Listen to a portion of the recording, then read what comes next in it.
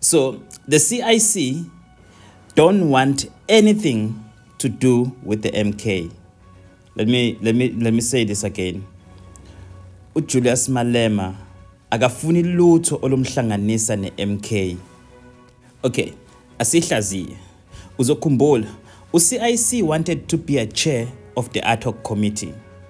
But when MK nominated him, he said, no, I'm sorry, I'm not available. The question is, did Malema chicken out? Or is he trying to play smart?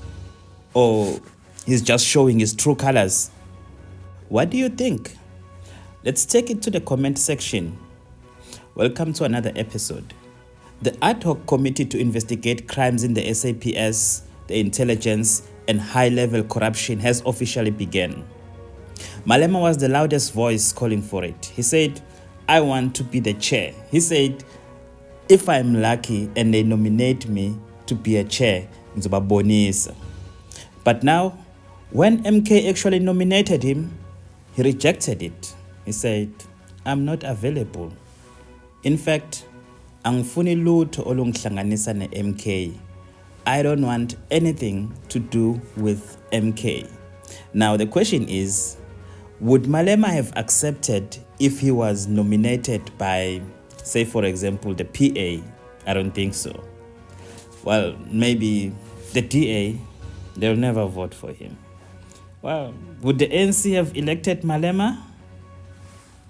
But is this pride or CIC still beefing with Zuma? Or maybe he was just afraid of looking like he's being handled and supported by MK. The truth is, Malema clearly wants nothing to do with MK anymore.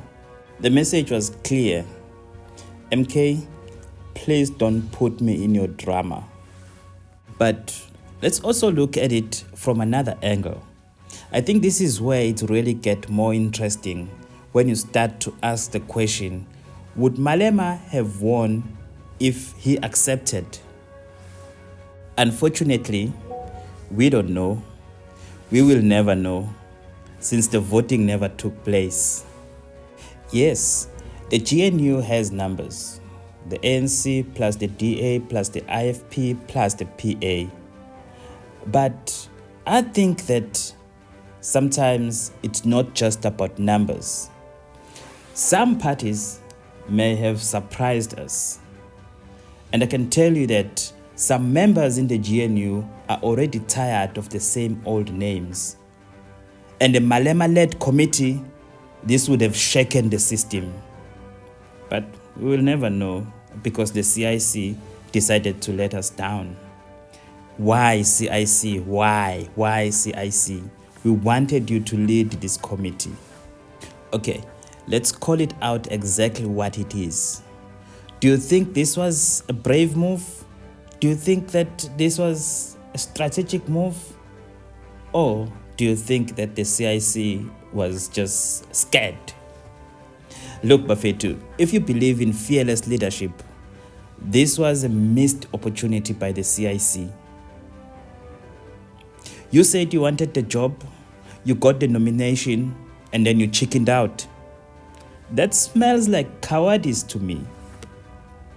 But if you believe in strategy, maybe he didn't want to be used by the MK. Well, akafuni lutho ne-MK. Maybe it's about protecting his brand. Maybe it's about protecting his image. Maybe he didn't want to lose in public. Still, brave? No, I don't think so. Strategic? Maybe. Trustworthy? That's where things get very tricky because we cannot trust a man that talks right and walks left. Here's the real issue. Malema had a chance to show leadership in real time. This was a lifetime opportunity for the CIC. Not to show leadership on Twitter, not to show leadership on TV, but to show leadership in real time inside Parliament. And what he did? He bailed out. You can't shout the state is rotten, then say, I'm not getting involved when it's time to lead. No, Bafethu, CIC usidayisile. So now people are asking, can we trust Malema to lead a war against criminal state? Or does he only fight when the ones choosing the battlefield? I feel let down by the CIC. The CIC said he wanted the chair. The MK party gave him the chair in a silver platter, and he said no. Now the people must decide.